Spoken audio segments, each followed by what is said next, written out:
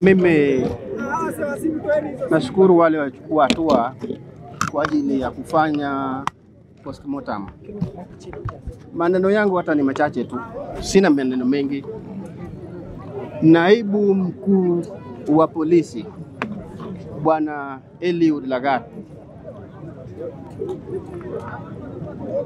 wewe ndiwe uliyetumana watu wako ma-DCI waje nyumbani, waje wachukue mwanangu ili wamlete Nairobi.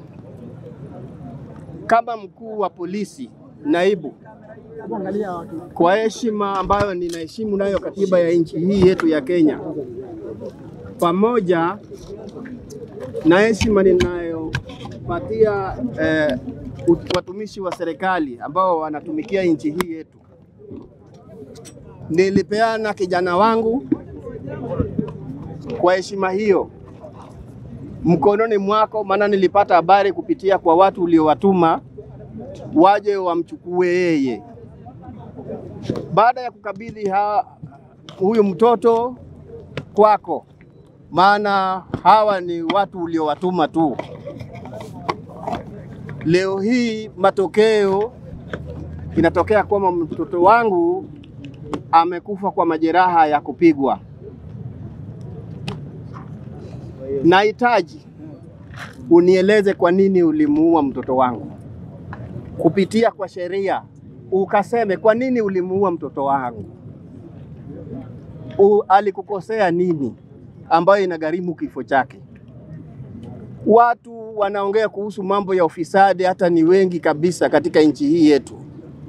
Kwa nini mtoto wangu peke yake asulubiwe kwa ajili ya neno la ufisadi ambayo inahusu nchi nzima, abebe na ni mtoto wangu mmoja wa kipekee? Sasa nimebaki mkono mtupu. Nana atanielekeza katika maisha yaliyobakia? Mtoto wangu nimemsomesha kwa taabu katika kaunti ya Kilifi kwa kazi ya Kware, nikijinyima kwa ajili ya mtoto wangu kusoma. Alipohitimu nilikuwa nina matumaini, ndiposa nikatoka huko nikirudi Nyanza nikae nyumbani, kwa sababu mtoto amefika mahali pa kunishika mkono. Sasa leo hii umenivunja mkono, umeniua. Kwa nini uniue? Unanidai nini? Amekuibia nini? Haya ndio maneno ambayo nataka niongee kwako Bwana Eliud.